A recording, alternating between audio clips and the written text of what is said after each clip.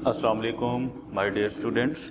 आज हमारा second last topic है इस चैप्टर का, जिसके अंदर हम डिस्कस करेंगे एरर्स इन मेयोसिस को डिस्कस करेंगे। प्रीवियस लेक्चर के अंदर हमने डिस्कस किया था सिग्निफिकेंसेस ऑफ मेयोसिस।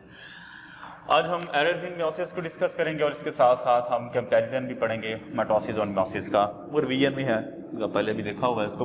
बेसिक हम एरर्स इन माइटोसिस मेयोसिस की तरफ आते हैं। डियर स्टूडेंट्स, डिसजंक्शन क्या होता है? अगर तो ड्यूरिंग एनाफेज, क्योंकि एनाफेज के अंदर जाकर क्रोमोसोम्स की सेपरेशन होती है।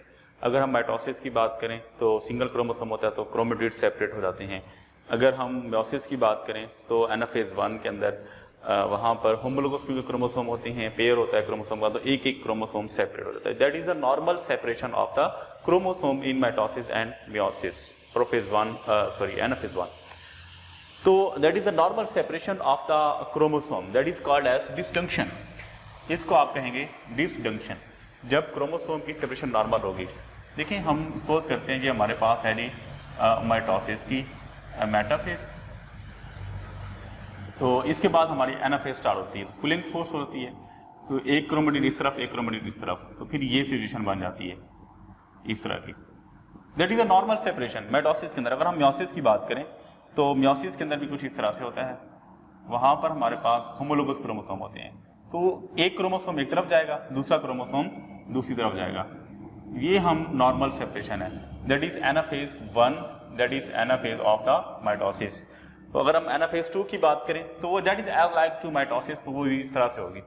तो इसको हम कहते हैं disjunction, that is a normal separation of the chromosome during cell division, that is called as disjunction. So during anaphase 1, मतलब meiosis 1 की anaphase 1, chromosome separated and go to opposite pole. homologous chromosome separate होते हैं और एक एक chromosome की तरफ चला जाता है। While during anaphase 2, sister chromatids are separated, क्योंकि वहाँ पर एक क्रोमोसोम होता है तो chromatids सेपरेट होकर अपने अपने पोल की तरफ जाती हैं, और इसको हम कहते हैं डिसजंक्शन, या आप इसको दूसरे लफ्जों में normal separation of the chromosome भी कह सकते हैं, that is called as disjunction. Non disjunction क्या होगी?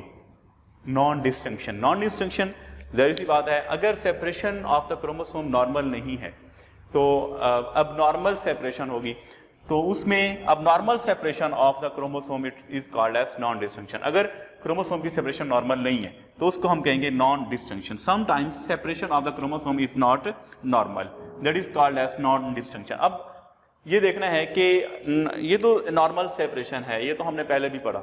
नॉन डिसजंक्शन के अंदर देखेंगे कि किस तरह से नॉर्मल सेपरेशन नहीं होती क्रोमोसोम्स की और क्या एरर्स आते हैं।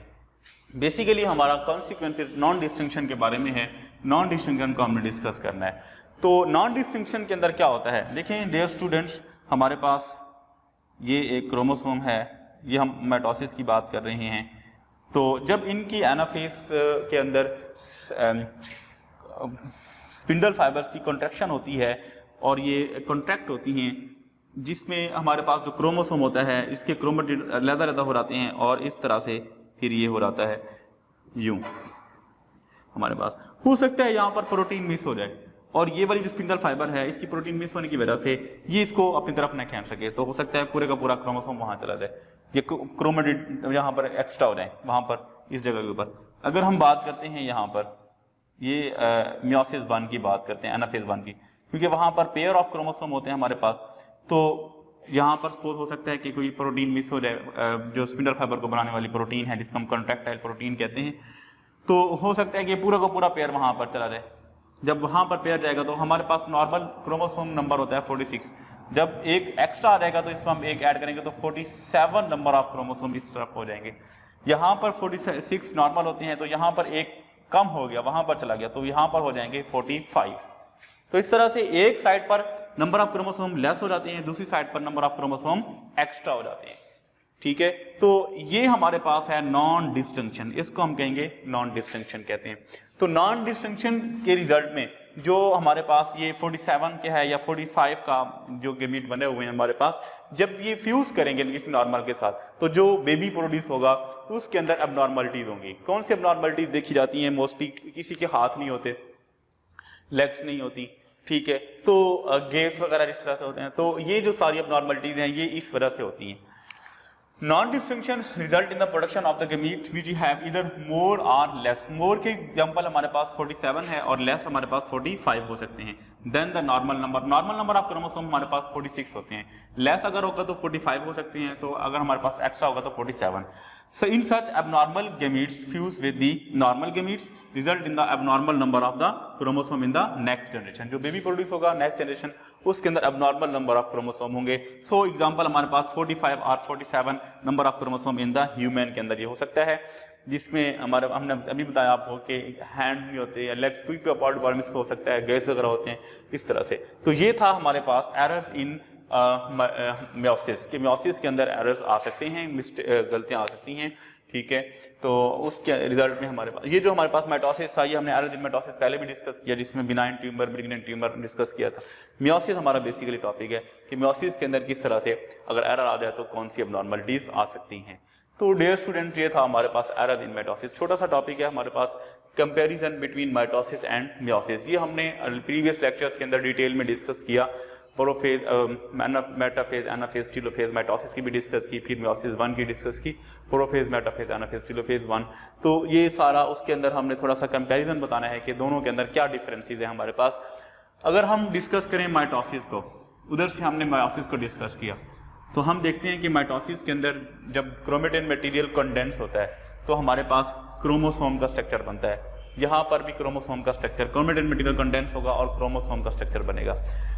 इसी प्रोफेज के अंदर ये सिंगल क्रोमोसोम होता है, लेकिन यहाँ पर जो क्रोमोसोम बनते हैं वो आपस में पेयर बना लेते हैं। जैसे ये हमारे पास सिंगल है तो इसके साथ ये दूसरा क्रोमोसोम पेयर बना लेगा, तो ये होमोलोगस क्रोमोसोम बन जाएंगे, लेकिन वहाँ पर सिंगल क्रोमोसोम होगा। प्रोफेज के अंदर सिंगल क्रोमोसोम होता है तो इसके अंदर क्रॉसिंग ओवर नहीं होती। यहाँ पर क्योंकि होमोलोगस क्रोमोसोम होते हैं तो आपस में ये क्रॉसिंग ओवर कर सकते हैं, जेनेटिक मटेरियल को एक्सचेंज भी कर सकते हैं। तो ये हमारे पास है प्रोफेज का डिफरेंस। उसके बाद हम मेटाफेज का डिफरेंस देखते हैं। ये हमारे पास सिंगल क्रोमोसोम अपने आप को सेंटर के अंदर अलाइन करते हैं और एक प्लेट बनाते हैं जिसको मेटाफेज प्लेट कहते हैं। तो ये सिंगल क्रोमोसोम की प्लेट होती है। यहाँ पर अगर हम चेक करें तो होमोलोगस क्रोमोसोम है हमारे पास, डबल क्रोमोसोम है, दो क्रोमोसोम हमारे पास यहाँ पर पेयर की फॉर्म में मौजूद होते हैं। तो ये मेटाफेज प्लेट। अगर हम एनाफेज की बात करें, एनाफेज के अंदर क्योंकि ये सिंगल क्रोमोसोम होता है, जब एनाफेज आती है तो ये जो हमारे पास स्पिंडल फाइबर होती है अपनी तरफ खींचते हैं, इसको अपनी तरफ खींचते हैं, तो एक क्रोमेटिड ये जो है एक तरफ हो जाता है, दूसरा क्रोमेटिड दूसरी तरफ हो जाता है। लेकिन यहाँ पर अगर हम चेक करें तो यहाँ पर इस तरह से होता है। ये हमारे पास होमोलोगस क्रोमोसोम है। जैसे ही प्रोटीन, ये जो हमारे पास कंट्रैक्टाइल प्रोटीन की वजह से स्पिंडल फाइबर के ऊपर पुलिंग फोर्स डेवलप होगी, तो इसके रिजल्ट में एक क्रोमोसोम एक तरफ चला जाएगा, दूसरा क्रोमोसोम दूसरी तरफ चला जाएगा, इस तरह से। तो एक क्रोमोसोम एक तरफ, दूसरा क्रोमोसोम दूसरी, यहाँ पर क्रोमेटिड्स होंगे लेकिन यहाँ पर पूरे का पूरा क्रोमोसोम एक तरफ जाएगा। यहाँ पर अगर हम चेक करते हैं, ये एनाफेज थी हमारे पास दोनों के अंदर। टीलोफेज के अंदर जाकर ये जो हमारे पास क्रोमेटिड्स हैं ये यहाँ पर जाकर एक पोल की तरफ, अपने पोल की तरफ ट्रैवल करेंगे। यहाँ पर एक क्रोमोसोम जो है वो अपने पोल की तरफ ट्रैवल करेगा। तो ये एक डिफरेंस और भी है कि जब मियोसिस होती है वो पहले दो के अंदर डिवाइड होती है, फिर उसके बाद ये दो हैप्लॉइड डॉटर सेल बनते हैं। तो इसके अंदर 4 हैप्लॉइड डॉटर सेल बनते हैं, जबकि जो माइटोसिस है उसके अंदर सिंपल है, हमारे पास एक सेल दो के अंदर डिवाइड हो जाता है और each with the same number of chromosome as in the parent cell. तो ये भी डिफरेंस हमारे पास मेजर डिफरेंस है कि मियोसिस 1 के ऊपर हमारे पास ये 2 के अंदर डिवाइड होगा, फिर मियोसिस 2 स्टार्ट होगी तो जिसके रिजल्ट में 4 हैप्लॉइड डॉटर सेल जो है वो बनते हैं। तो ये था हमारे पास dear student comparison between mitosis and meiosis. Hope so आपको ये लेक्चर समझ आ गया होगा। इंशाल्लाह नेक्स्ट लेक्चर के अंदर हम इसी चैप्टर का लास्ट टॉपिक पढ़ेंगे, that is apoptosis and necrosis. Thank you so much. अल्लाह हाफिज।